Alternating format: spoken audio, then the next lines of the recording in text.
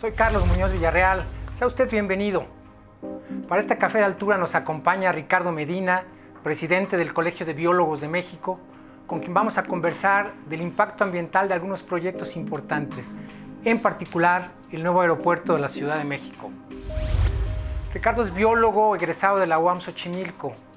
Realizó estudios de maestría en ciencias con especialidad en medio ambiente y desarrollo integrado en el Instituto Politécnico Nacional. También cursó un diplomado sobre impacto ambiental y otro sobre instrumentos de política ambiental. Ha sido miembro del Consejo Consultivo para el Desarrollo Sustentable en el Distrito Federal. Actualmente es socio de la empresa consultora corporativo Adferi, perito profesional y miembro del Consejo Directivo de la Academia Mexicana de Impacto Ambiental. Como dijimos, es además el presidente en turno del Colegio de Biólogos de nuestro país. Ricardo, gracias por estar con nosotros. Bienvenido. Al contrario, gracias por invitarme. El gobierno federal anunció la construcción de un nuevo aeropuerto en la Ciudad de México, en la zona noreste del Valle de México, la zona metropolitana de la Ciudad de México. Por supuesto, es una zona importante, es un proyecto grande por su propia naturaleza. Evidentemente merece una evaluación de impacto ambiental y pues ha habido ya una serie de manifestaciones con respecto a esto. La autoridad, la Semarnat, ha defendido la sustentabilidad del proyecto. Me parece que todavía hasta ahora de manera un poco tímida, con poca presencia. Ha habido por otro lado también voces que han pedido que se comunique, que haya más información y que se revise con mucho cuidado, por supuesto, el componente ambiental de un proyecto con estas características. Hay incluso, fundamentalmente por parte del PAN, una crítica con respecto a la idoneidad del sitio que se eligió, en cuestionamiento al respecto. Entonces hay una discusión, inicia un proceso de consulta. Recientemente tuvo lugar un foro de consulta o de comunicación de información con respecto en particular a las modalidades ambientales del nuevo aeropuerto. Ustedes participaron en una de los componentes de esa manifestación de impacto ambiental. Quisiera entonces que pudiéramos platicar con relación a eso. Primero, ¿qué es lo que ustedes, en su calidad de especialistas en temas de biología, el Colegio de Biólogos de México, participó? ¿En qué partes del estudio? ¿En lo que se refiere a qué? Porque evidentemente esto es muy amplio. Claro. Bueno, lo más importante es que se realizó la manifestación de impacto ambiental. Con esto se cumple los preceptos que maneja la Ley General del Equilibrio y Protección al Ambiente. ¿Cuándo se metió? ¿Cuándo quedó ya registrada? Hace un mes aproximadamente. Digamos septiembre. Sí, así es. Lo que pasa es que se evaluó un anteproyecto. Los que saben de esto nos han mencionado que ya desde hace 20 años, por estadística, historia, el aeropuerto de la Ciudad de México iba a llegar a un tope. Una saturación. Una saturación.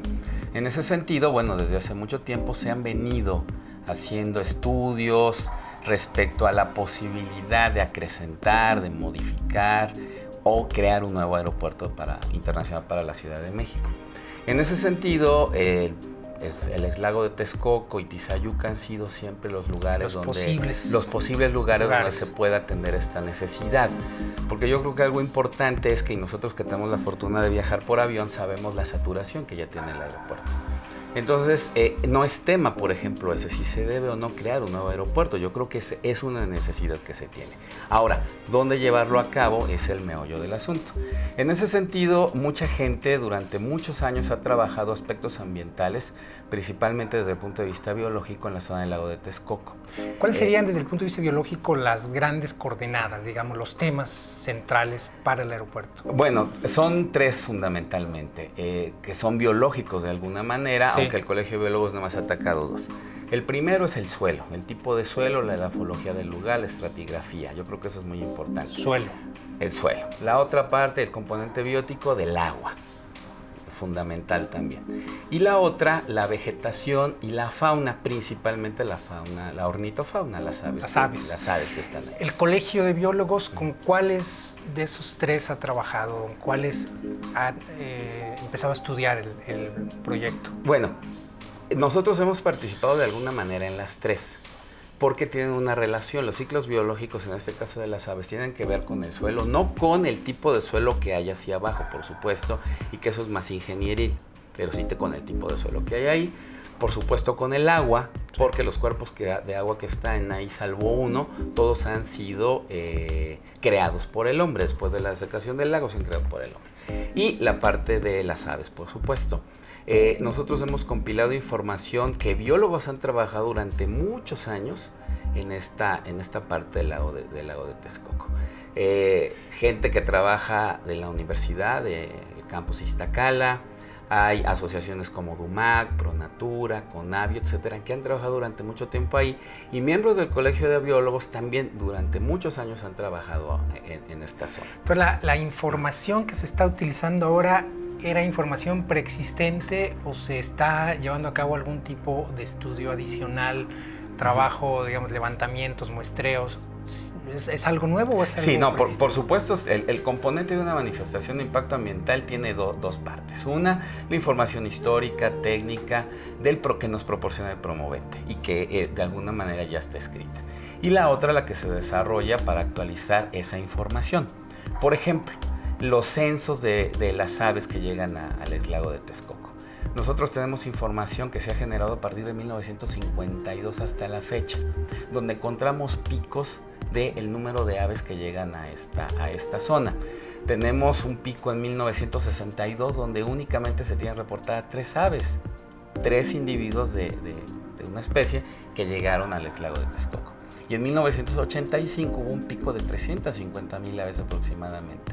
Y donde nosotros, derivado de estos conteos y los que hemos hecho actualmente, tenemos un promedio de 90,000 aves por temporada que llegan, porque la mayoría son aves migratorias. Entonces tenemos un promedio de 90,000 aves. Y esto ha sido en función a sondeos, muestreos que hemos realizado durante de octubre del año pasado a esta fecha. ¿Qué implica, tomando primero ese componente de aves migratorias, qué implica el proyecto del nuevo aeropuerto? Bueno, aquí hay algo muy importante. ¿Qué implicaría? Sí, por supuesto. Aquí hay algo muy importante. A nosotros nos invitaron a participar, no a dar una postura acerca de la creación o no del nuevo aeropuerto, sino nosotros poder brindar información para la composición, en este caso, de la manifestación de impacto ambiental en los componentes bióticos, flora y fauna. Por supuesto, los impactos y las medidas de compensación. Pero la manifestación implica, incluso está dicho ahí, un escenario sin aeropuerto y un escenario con aeropuerto. Claro, claro. ¿Qué implicaría entonces, digamos, en términos de los impactos y en todo caso de las necesidades de ajuste? ¿Es viable el proyecto? ¿Qué implica por el lado de aves migratorias? En este caso, bueno, primero que nada, los cuerpos de agua, nosotros estamos estudiando los cuerpos de agua que componen el Valle de México, no únicamente Texcoco. En Texcoco podemos encontrar 8 vasos reguladores, 8 cuerpos de agua. Pero estamos estudiando 12 más que están alrededor del Valle de México, porque las aves migratorias no únicamente llegan al lago de Texcoco, sino también llegan a Zumpango, a Tláhuac, Xochimilco, etc. Se distribuyen en esa zona, aunque cabe aclarar que el número de individuos que más llegan y el número de especies que llegan es a Texcoco, por supuesto, y al lago Nabor Carrillo, el cual no va a ser tocado por el desarrollo del nuevo proyecto. Actualmente el proyecto tiene la idea de retirar cuerpos de agua en aproximadamente 1,000 hectáreas. Y lo que se va a compensar es la creación de más de 2,000 hectáreas, más del doble.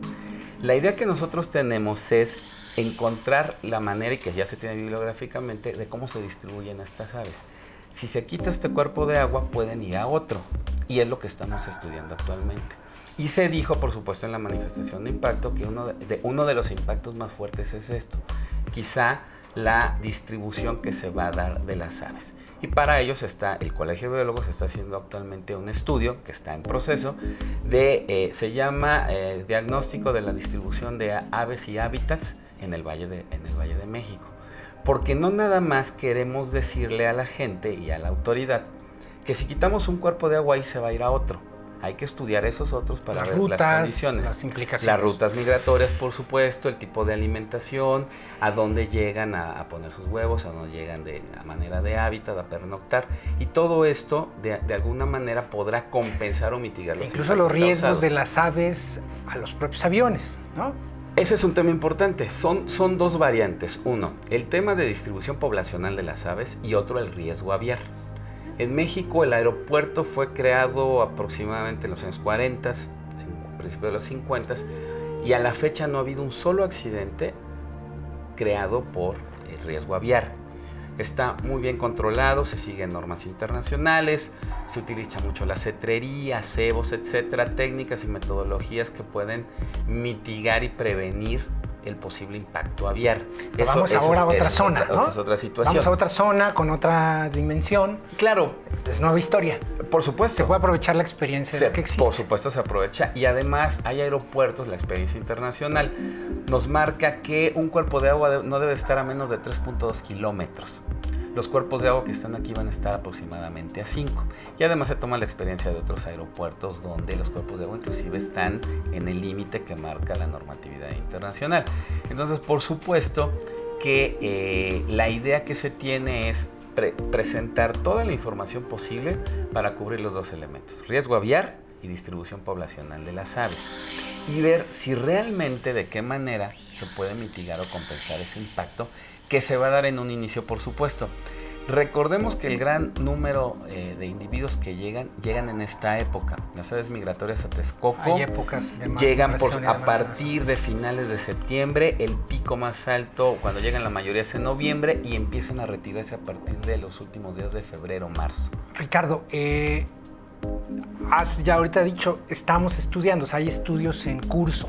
Así Entonces, hablando por supuesto de lo que ustedes están haciendo, y quiero pensar que eso mismo está sucediendo con las otras áreas de impacto ambiental, además de los otros tipos de impacto social y de otra naturaleza que puede tener el proyecto, hay cosas en marcha, hay cosas en curso. Entonces ya entró una manifestación de impacto ambiental, pero hay cosas que se están estudiando. ¿Qué es lo que falta? ¿Hasta dónde hay que llegar? ¿Y dónde entonces sería el momento en que se podría decir que está completamente dictaminado el proyecto?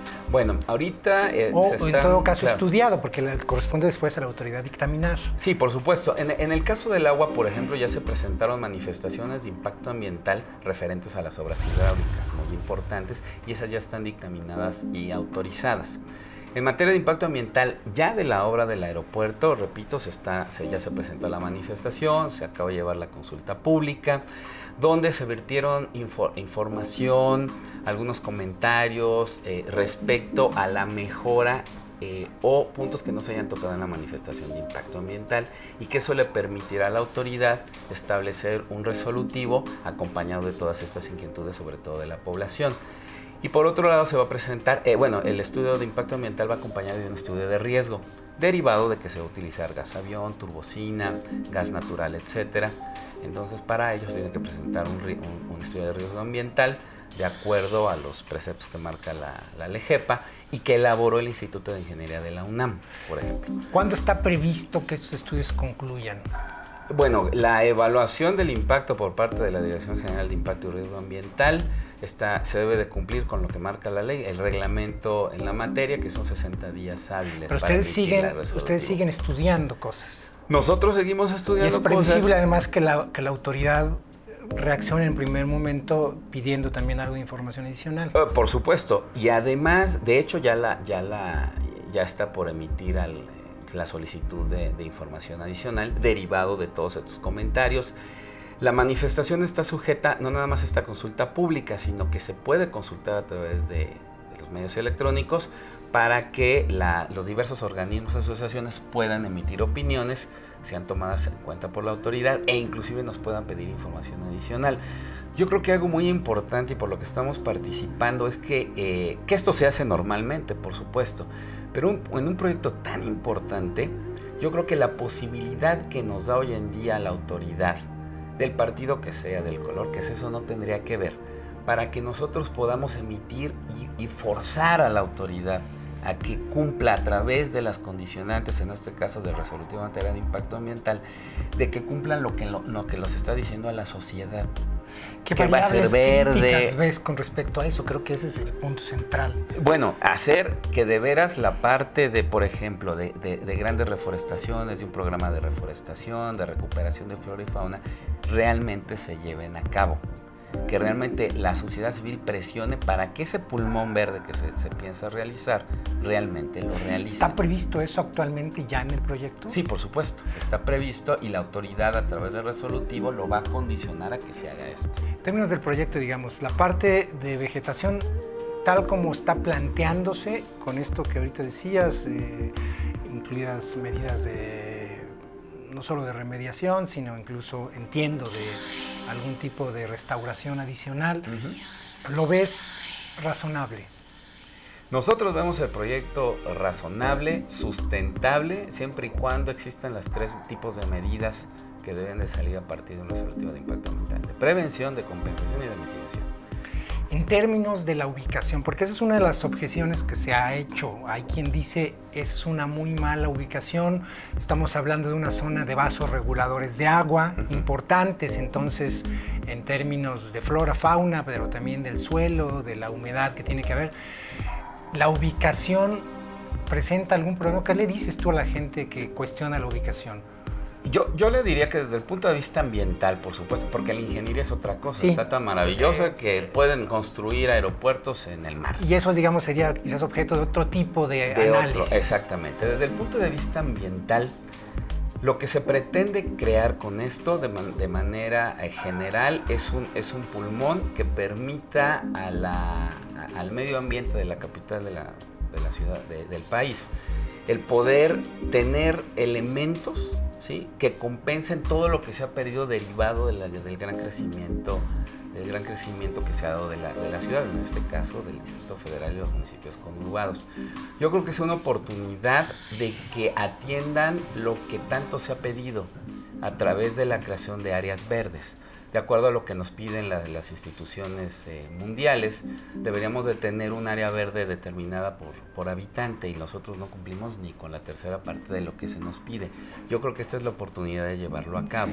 No puede ser, porque creo que en otros casos y en otros países también, no solo aquí, ha sucedido un poco el fantasma de, digamos, la idea de poner arbolitos y cualquier proyecto pasa.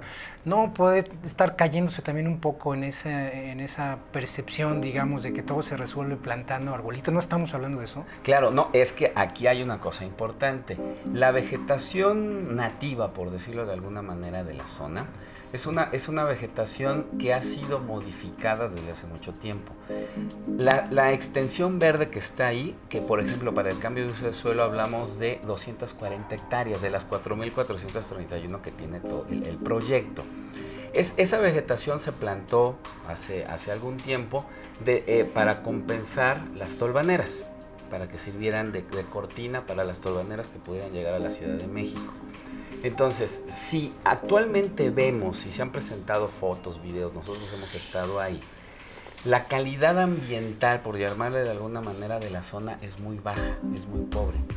Yo creo que ahora, por ejemplo, este estudio que estamos realizando y que estamos acompañados de otras profesiones, va a determinar de qué manera vamos a poder mejorar el hábitat que está presente en la zona y además vincularlo de manera importante con la situación legal. ¿A qué me refiero? Entonces, mejoramiento del hábitat, es mejoramiento más amplio. Exacto, del hábitat. ¿A qué me refiero? Y con esta parte legal es muy importante. De repente en México queremos mejorar un lugar, una zona, y resulta que es de propiedad privada. ¿Cómo lo voy a mejorar si esa propiedad no me lo permite? Algo que pasaba en el Nevado de Toluca, que nosotros estuvimos de acuerdo que el gobierno federal, a través de la Semarnat, cambiara la condición de un parque natural del estatus, donde no se podía hacer nada, y que la gente de ahí vivía de la madera y lo mal utilizaba, derivado que no había un plan de manejo forestal. ¿Por qué no había un plan de manejo forestal? Porque el estatus del área natural protegida no permitía hacer nada. Claro. ¿Están ustedes pensando en la posibilidad de incorporar también acciones en las áreas, aún en las áreas que sí son privadas y que quedarían fuera del ámbito del proyecto, digamos, del área de construcción del aeropuerto? Claro, aquí lo estamos viendo desde el punto de vista regional. Recordemos que la manifestación nos exige... Es una manifestación de carácter regional. Regional. Sí. Nos indica que debemos de tener un sistema ambiental regional. Y el sistema ambiental regional abarca 953,000 hectáreas. Recordando que el proyecto son 4,431. El sistema ambiental regional son 953,000 hectáreas. Y esto es derivado de los impactos sinérgicos y acumulativos que pueden estar hacia adentro del proyecto hacia afuera. El caso de las aves. Ricardo, ¿cuándo tienen ustedes listo, cuándo tienen previsto tener concluido este estudio? Para mayo del 2015. Mayo. Mayo del 2015. Y en ese momento puede ser también objeto de, o desde antes, me imagino, ser objeto de consulta. Bueno, obviamente está firmado bajo un contrato con un elemento de confidencialidad, el cual se dará a conocer a partir de mayo del 2015, pero que de alguna manera mucho de este trabajo está plasmado en la manifestación de impacto ambiental, sobre todo la parte de los conteos de aves, ¿no? El número de especies y todo esto que está en... Tenemos que cerrar, pero te pediría muy brevemente tu impresión. Participaste en una de las reuniones de consulta que se dieron ya, fuiste testigo de la cantidad de gente que está interesada en este proyecto, en particular en el impacto ambiental y social. ¿Con qué te quedas? ¿Qué aspectos te parece centrales comunicar a la gente, aprovechando este espacio, con respecto en particular a los aspectos que le corresponde digamos, al área de especialidad que tienen ustedes en el Colegio de Biólogos, hablando del Aeropuerto Internacional de la Ciudad de México? Bueno, a pesar de que nosotros vemos los aspectos ambientales, no nada más biológicos, porque aquí tiene que ver mucho la sociedad. Y yo me quedo... Pero hay cosas que tienen que ver más, digamos, con el desarrollo urbano, con la sismicidad y otras características. Efectivamente, pero en la parte de aves y de una recombinación, digamos, de los aspectos sociales, o esa concatenación que hay entre los aspectos sociales y naturales, que finalmente es el medio ambiente, en la parte de la participación de la sociedad civil me quedo con dos aspectos. Uno, la posibilidad que nos brindan ellos del conocimiento que tienen acerca de la zona y que nosotros tenemos que meter y que incorporamos en la manifestación de impacto ambiental. Desde el punto de vista biológico inclusive, la gente nos ha permitido ver o nos ha dicho que ha observado ciertas especies que nosotros no vimos, que ha llegado en otras épocas del año y que nos dicen por qué ya no llegan. Y eso hay que verlo, si va a ser, es por culpa del aeropuerto, no va a ser culpa del aeropuerto. La mariposa monarca cada vez llega menos y hay que ver por qué es. Y si aquí llegan más patos o aves, ¿será porque llegó el aeropuerto o porque no llegó el aeropuerto? Eso es algo importante que estamos viendo. Y algo con lo que me quedo, que tiene también que ver con el medio ambiente y la manifestación, es que no se está dejando de lado, que muchas veces se deja la participación social de la gente. Creo que es importante y yo creo que con eso lo podemos cerrar. O sea, es un proyecto tan grande, con tantas implicaciones, que no puedes dejar de lado la participación de la sociedad por múltiples razones. Por supuesto, eso es básico. Y yo creo que en ese sentido es importante que haya una comunicación permanente y creo que será importante que ustedes abran ese cauce. Y por eso le entramos a participar, ¿no? Para nosotros poder no nada más protestar como siempre de que no nos toman en cuenta, sino realmente con la información que tenemos podernos poner pues esperemos que ese canal efectivamente se dé y que los estudios que haya que hacer se hagan. Ojalá que así sea. Te agradezco mucho tu participación, gracias por estar aquí con nosotros, Al Ricardo. contrario, muchísimas gracias. Gracias. Es Ricardo Medina, el presidente del Colegio de Biólogos de México. Gracias por haber estado con nosotros. Lo esperamos en otro Café de Altura.